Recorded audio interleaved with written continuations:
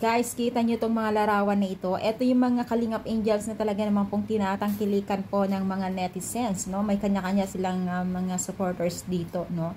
So, actually, isa lang naman po supporters ng Team Kalingap, pero alam naman natin ang mga netizens, especially din po sa mga sponsor, ay meron silang mga favoritism, or may gusto sila, or meron talaga silang gustong-gustong ini-sponsor, no? So, isa o tatlo dito na ang Kalingap Angels na talaga naman pong tinatangkilikan ng lahat. Itong si Beyonce, si Bridget, at itong si Carla, no?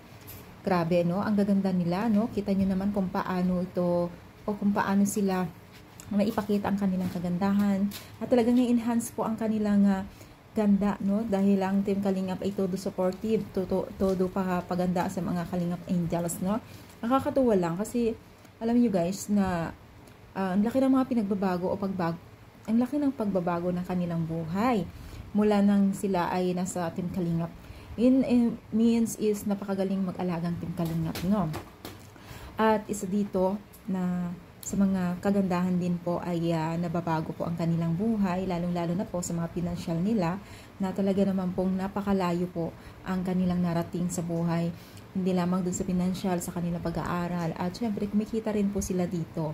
So, means naging isang model na rin sila or bilang artista dito sa Team Kalingap. Meron na rin po silang mga sahod dito kung paano sila, kung sakali or bawat live nila sa pag-promote po ng kanilang produkto, no? Sobrang laki po ang kanilang naitutulong po sa mga kabataan na nangangailangan ng tulong. Sample pa lamang po ito na talaga naman pong tinatangkilikan po ng mga netizens, mga sponsor.